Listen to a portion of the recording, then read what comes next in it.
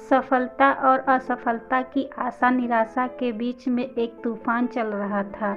Operation theatre में tip tip होती लाल बत्ती कभी आशाओं को बढ़ा देती तो कभी दिलासा देती प्रतीत होती। नसों के पैरों की आहट दिल की धड़कनों के साथ मिलकर चलने लगती।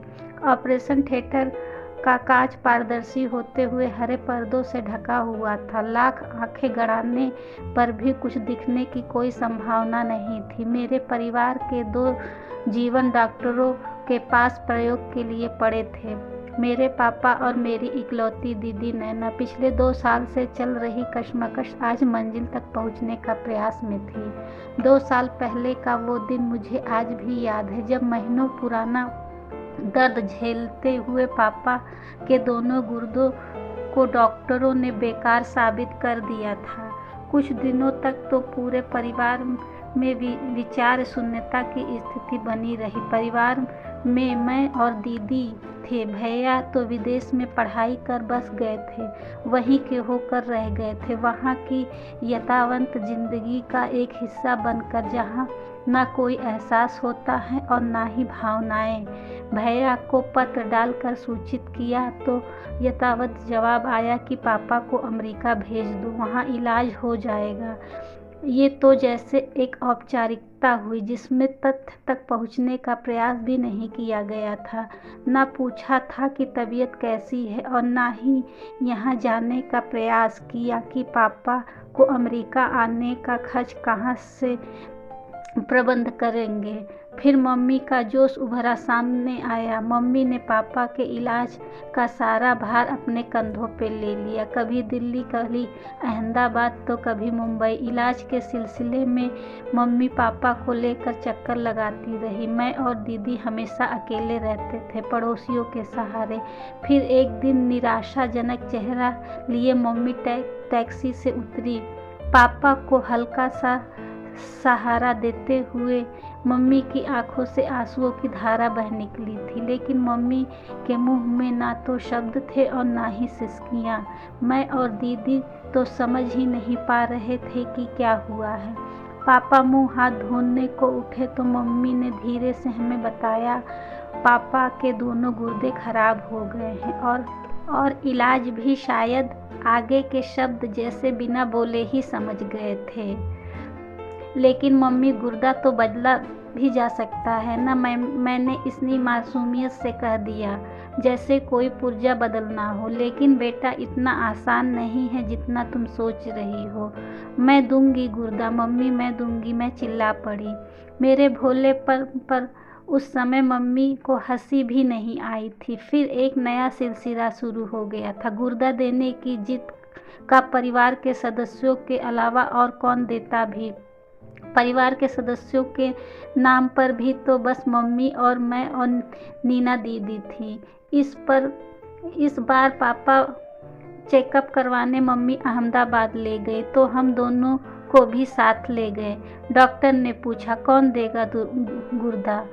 तो मैं और मम्मी एक साथ बोले, जबकि दीदी ने आगे बढ़कर अपनी तरफ इशारा किया ही था। मम्मी की प्रौढ़ अवस्था देखकर डॉक्टर उनके गुर्दा लेने पर सहमत नहीं हुए और हम दोनों बहनों को अगले दिन बिना कुछ खाए पिए आने को कहा। हमारी मम्मी तो एकदम भावुक सी हो गई थी। एक तरफ पापा की जिंदगी का सवाल था तो दूसरी तरफ उनके शरीर के 2 टुकड़े थे।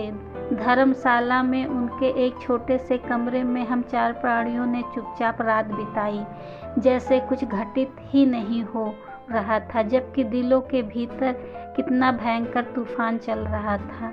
मेरा नवपरिपक्व मन अच्छी तरह जानता था कि मम्मी की नज़र कभी पापा पे तो कभी हमें देखती, और पापा, उन्हें तो हम दोनों को देखकर शायद जीने की ललक ही पैदा होगी।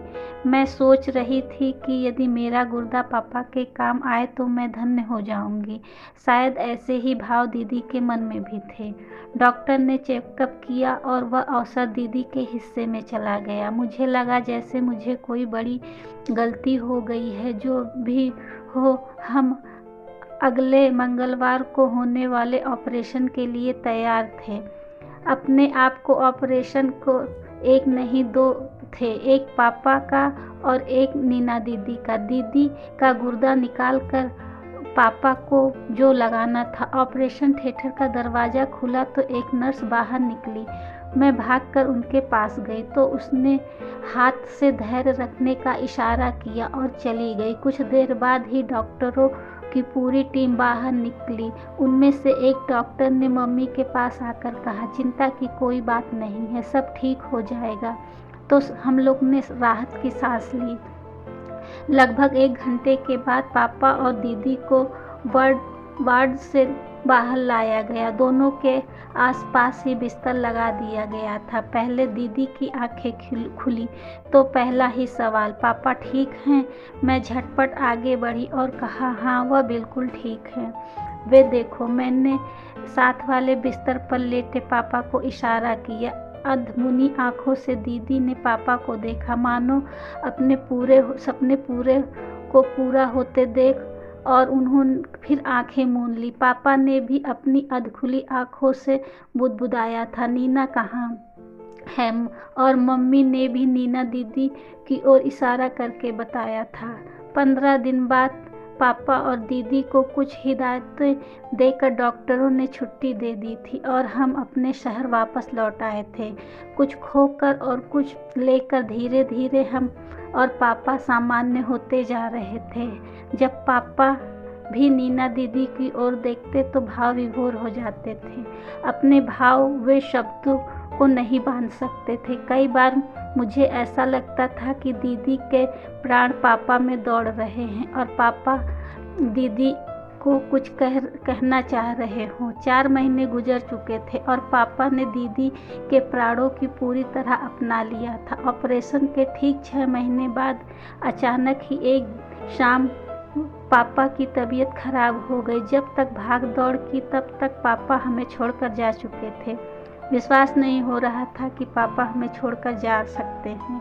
ऐसा लग रहा था पापा सो रहे हैं, क्योंकि रात के सन्नाटे में सारा शहर सो रहा था और दीदी के प्राण भी सो गए थे।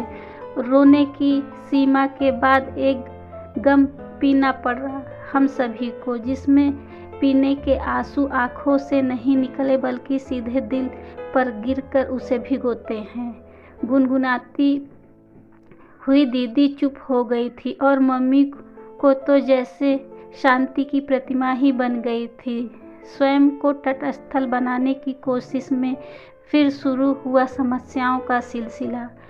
MA की पढ़ाई स्थगित करके दीदी ने BEd करने का फैसला लिया था। नए माहौल में स्वयं को ढालने के करीब 1 साल लग गए थे। हमें दीदी का BEd पूरा हुआ और मैं BA।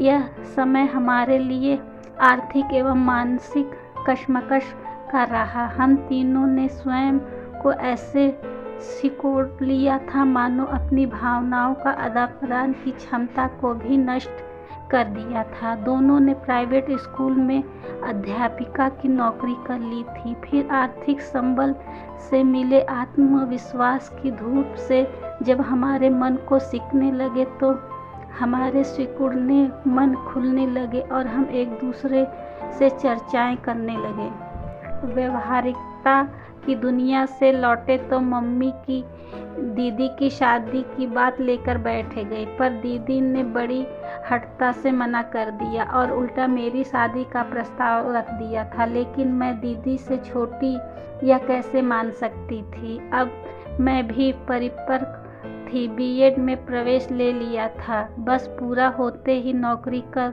सकती थी। मैंने दीदी और मम्मी को तर्क भी दिया था, लेकिन दीदी की आंखों में आशंका के जो स्पष्ट शब्द थे वे मैं पढ़ तो नहीं पाई थी, लेकिन उनकी बनावट से उनके भावों को जरूर समझ गई थी। कशमकश के इस दौर में लड़के देखने आते रहे। हम दोनों ही विवाह के योग्य थे, इसलिए दोनों पर सबकी नज़र पड़ती थी। औपचारिकता या अनौपचारिक रूप से देखते हुए ना जाने कब विनय ने मुझे पसंद कर लिया था। विवाह की रस्में ना चाहते हुए भी यथावत निभानी पड़ी और अपनी मम्मी और दीदी से अलग हो गई थी। अब दीदी और मम्मी अकेले ही जीवन व्यतीत किए जा रही थी।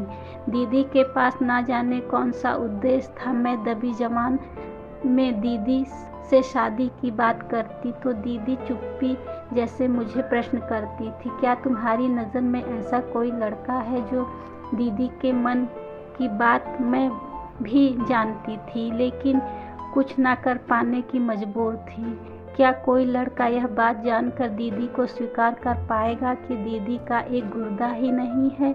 मैं अब एक बच्चे की माँ बन चुकी थी, लेकिन उसकी हर किलकारी मुझे अपरक्रोश कर रही थी। फिर एक दिन हमारी दूर की बुआ जी ने अपने किसी रिश्तेदार के लिए शादी का प्रस्ताव भेजा। इस बार मैं मौका खोना नहीं चाहती थी। मैं और विनय इंदौर जाकर लड़का देख आए थे।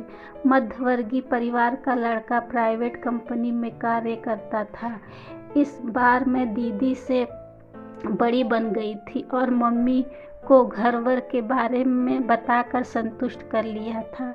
मैं नहीं चाहती थी कि इस बार हमें किसी छोटे से कारण से रिश्ता अस्वीकार कर दें। चटमंगनी पट ब्याह का प्रस्ताव रखा। दीदी को इस बार बोलने का अवसर नहीं दिया गया था। दीदी भी शायद सहमत थी। मैंने और विनय ने दौड़ धूप कर सारा काम किया। दीदी को विदा करके ही दम लिया। दीदी की विदाई के बाद मैं घर समेटने में मम्मी की मदद कर रही थी कि दीदी की अलमारी में मुझे एक डायरी नज़र आई। उत्सुकतावश खोलकर बैठ गई तो पूरा पढ़कर ही दम लिया। डायरी पापा के गुर्दा देने की बात लिखी गई थी। शुरू के पन्नों में प्रसन्नता के भाव नजर आ रहे थे। जहां पापा को गुर्दा देकर दीदी बहुत खुश थी, एक जगह तो दीदी ने लिखा था, मेरे शरीर के लगे टाँकों में उठती टीस से मैं कभी आहत नहीं होती हूँ, बल्कि ऐसा लगता है कि मैं पापा के दर्द को बांट रही हूँ। बहुत अच्छा लगता है सचमुच।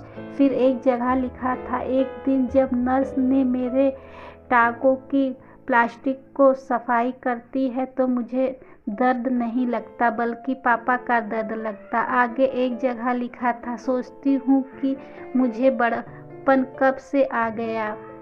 पापा जी जीते देख खुश होती थी हूँ मैं। पापा मुझे देखकर बहुत खुश होते हैं। यानी पापा के जीने तक की सारी कहानी डायरी के इर्द गिर्द घूमती थी। फिर पापा की मौत। काफ़ी दिनों तक कुछ नहीं लिखा था दीदी ने।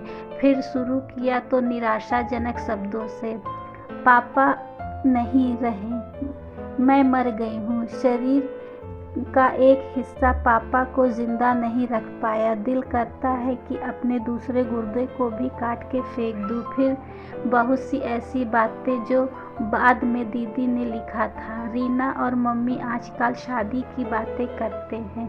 मुझे उन पर हंसी आती है। मुझसे उनकी बातों पर भला मुझसे कौन शादी करेगा। सारी दुनिया को पता है मेरे गुर्दा देने की बात। ना करे शादी कोई, लेकिन गम तो इस बात का है कि पापा जी भी नहीं रहे। यदि वे रहते तो मेरा त्याग सार्थक हो जाता। जब डायरी बंद की तो तब मुझे एहसास हुआ कि मेरी आंखों से आंसूधार बह रही थी। दीदी जो ऊपर से इतनी शांत दिखाई देती थी, अंदर से उनके विचारों को इतनी उदासियां होंगी। उनके चेहरे पर कभी भाव को आते जाते नहीं देखा मैंने। मैं अनुमान ही लगाती रहती थी कि दीदी क्या सोच रही होंगी, लेकिन आज उनकी डायरी सब कुछ कह गई थी।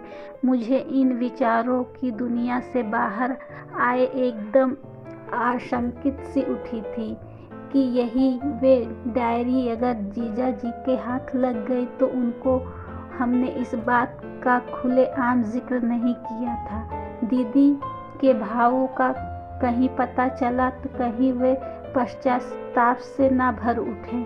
मैंने वे डायरी अपनी अटैची में डाल दी। 2 दिन बाद दीदी हम लोगों से मिलने आई तो गले लगकर रो पड़ी। मैंने दीदी से पूछा, सब ठीक है ना ससुराल में?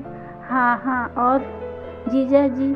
उनके बारे में तो पूछ ही मत, सही अर्थों में इंसान हैं। सुनकर मैंने राहत की सांस ली। चाय पानी के बाद दौर के बाद एकांत ढूंढकर कोने में बैठ गई जहाँ दीदी से कुछ बातें कर सकूं। मौका पाते ही मैंने दबे स्वर से कहा, दीदी वे डायरी आपकी, सोचती हूँ कहीं छुपा दूँ या फिर फाड़ दूँ।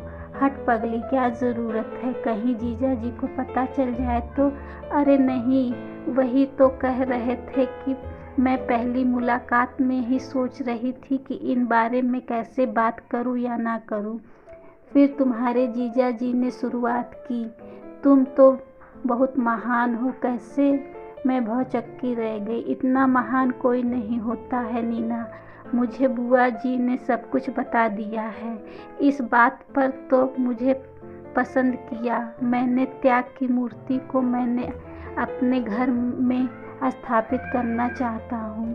और मैं तो जैसे भाव विहीन हो गई थी ऐसा पति पाकर। दीदी भावुक और अनवरल बोलने जा रही थी। ओह दीदी, मैं तो सोच ही रही थी।